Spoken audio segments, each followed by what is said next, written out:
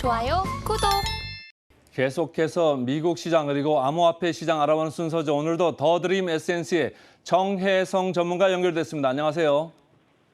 예, 안녕하세요. 정혜선 전문가입니다. 미국 3대 지수가 모두 떨어졌네요.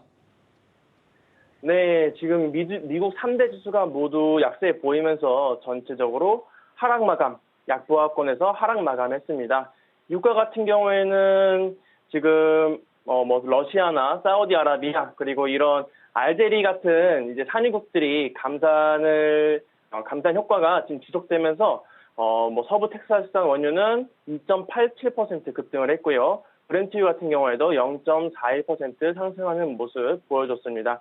그리고 필라델피아 반도체 지수도 오늘은 조금 하락하면서 마감을 했습니다. 자, 그리고 지금 6월 FOMC 의사록이 이제 공개가 됐잖아요. 이 공개를 했는데 이 안에서 크게 별다른 내용은 없었다. 그리고 지금 경제가 오히려 역풍을 맞고 있다. 높은 금리에. 그래서 저번 달 기준금리를 동결을 했던 걸로 이렇게 회의 내용이 공개가 됐고요. 그러면서 지금 파월 의장은 여전히 긴축 스탠스를 유지를 하고 있는데 두 차례 인상했다고 긴축 스탠스를 유지를 하고 있는데 이번 7월 FOMC 회의에서도 기준금리를 25bp 인상할 것이 거의 기정사실화됐다고 지금 보고 있습니다. 자, 그리고 이제 미국 재무장관인 제닛 옐런이 이제 내일부터 중국을 방문을 할 예정입니다. 6일부터 9일까지 중국을 방문할 예정인데 지난번에 블링컨 국무장관이 중국을 방문했을 때 조금 이제 화해의 기조를 보이지 않나 이렇게 싶었는데 지금 계속 이거 수출한다. 이거 수출 규제한다. 저거 수출 규제한다. 이렇게 지금 규제를 계속 하면서 아무래도 이번에도 이런 화해의 기조를 좀 드러내기에는 쉽지 않을 것으로도 전망을 하고 있습니다. 그리고 이제 미국 경제 지표도 한번 알아봐야겠는데 오늘 같은 경우에는 지금 이 5월 공장대 수주가 전월 대비해서 0.3% 증가를 하면서 시장 예상치인 0.6%를 하회했습니다. 그리고 이제 오늘 발표하는 ADP 고용지표나 그리고 비제조업 지수 이런 것들을 좀 지켜봐야 되겠다. 그리고 오늘 5월 무역 수지도 있죠. 5월 무역 수지도 있으니까 좀 지켜보면서 이제 경제 흐름도 같이 파악을 해야 한다라고 말씀을 드리겠고 사실 지금 소비 지표가 가장 중요하거든요. 이 소비 지표를 저번 주에도 PC 지표가 예상치를 하회했고 다음 주에도 이제 CPI가 발표가 될 예정입니다. 이 CPI 같은 경우는 지금 이제 3%대로 하락을 하게 된다면 이제 파월의 긴축 스탠스에 조금 영향을 주지 않을까. 파월 의장이 이제 올해 2회 기준금리를 인상하겠다고 하잖아요. 이런 부분에서 조금 영향을 주지 않을까 이렇게 생각을 하고 있습니다. 지금 보면은 미국하고 중국하고 계속적으로 이렇게 마찰이 일어나고 있는데 거기 틈바구니에서 우리나라가 지금 계속적으로 균형을 좀 잡아야 되는 이런 국면인 것 같고 업종별로 봐서도 말이죠. IT, 반도체 업종은 좀 내리고 전기차, 자동차 업종은 좀 오르고 지난번에 제가 이제 방송 중에도 말씀을 드렸습니다만 디커플링 그러니까 동조화를 좀 안 하고 따로 가겠다 이런 완전한 디커플링 정책에서 디리스킹 그러니까 리스크를 좀 감안하면서 손을 잡을 건 잡고 손을 뗄 건 떼고 이렇게 가는다. 근데 손을 잡을 거는 전기차 쪽이다 이런 생각을 좀 하는 것 같아요. 어제 필라델피아 반도체 지수 좀 많이 밀렸죠? 그죠. 이제 네, 맞습니다. 이제 필라델피아 반도체 지수가 좀 계속해서 급등세를 이어가는 싶었더니 아무래도 미국이 이런 반도체에 대한 수출 규제를 계속 내놓다 보니까 오늘도 이 필라델피아 반도체 지수가 좀 하락을 했습니다. 따라서 이 엔비디아 오늘 좀 속보가 하락을 했고요. 자, 그리고 AMD도 1.61% 하락 마감했습니다. 그리고 인텔이 가장 크게 하락 마감했는데요. 무려 3.3%나 하락하면서 이런 마감을 하는 모습을 보여줬습니다.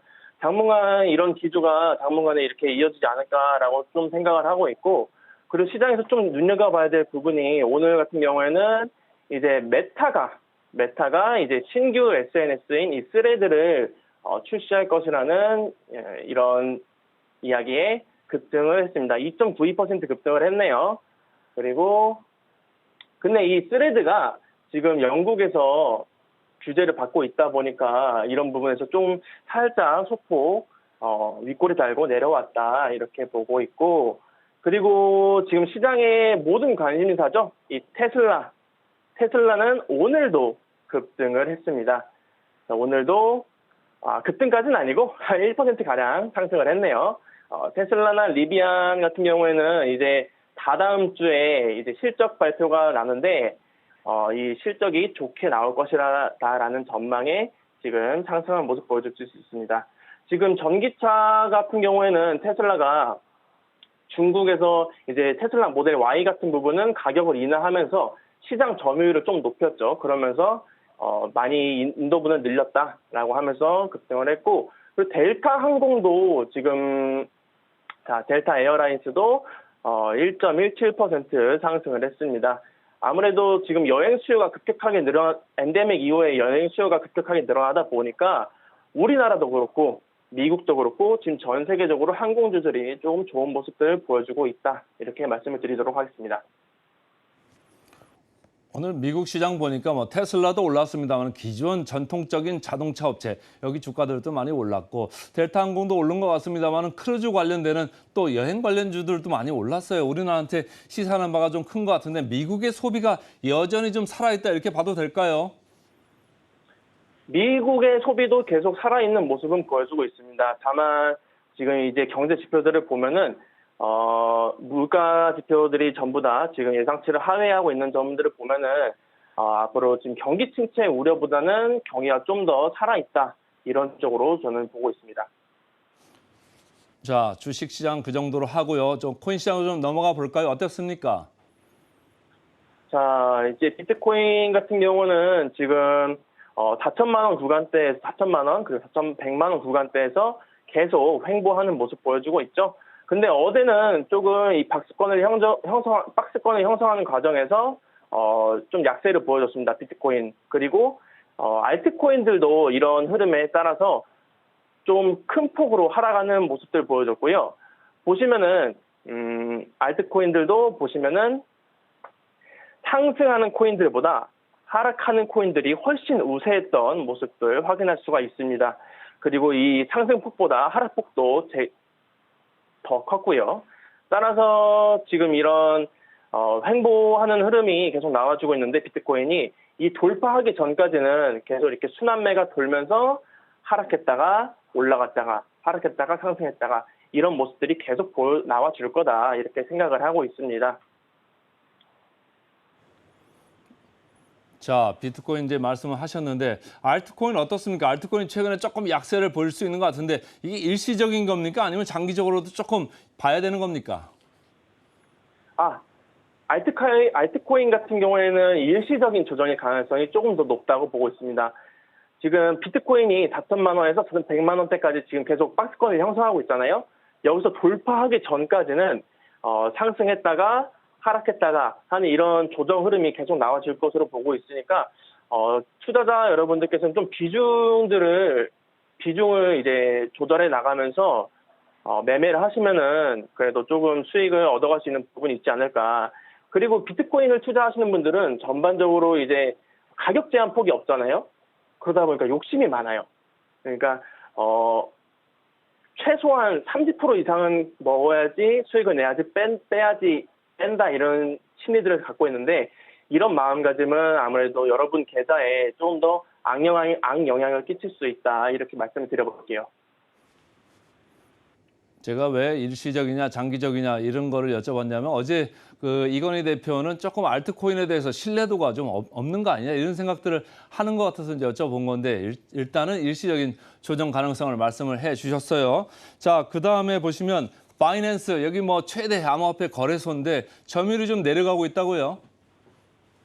네, 맞습니다. 지금 세계 최대 가상화폐 거래소죠. 바이낸스가 미국이나 이런 유럽에 대한 규제 때문에 점유율이 지금 4개월 연속 하락하고 있는 모습입니다.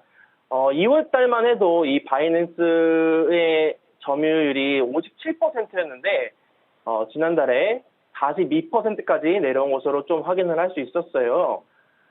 보통 그리고 이제 2위 거래소인 이 OKX나 그리고 코인베이스보다는 여전히 좀 높은 수준이긴 하지만은 그래도 조금 하락하는 모습을 보였다라고 이렇게 성장세가 좀 악화됐다라고 말씀을 드릴 수가 있겠고 지금 벨기에로부터는 거의 영업 정지 명령을 당했고요.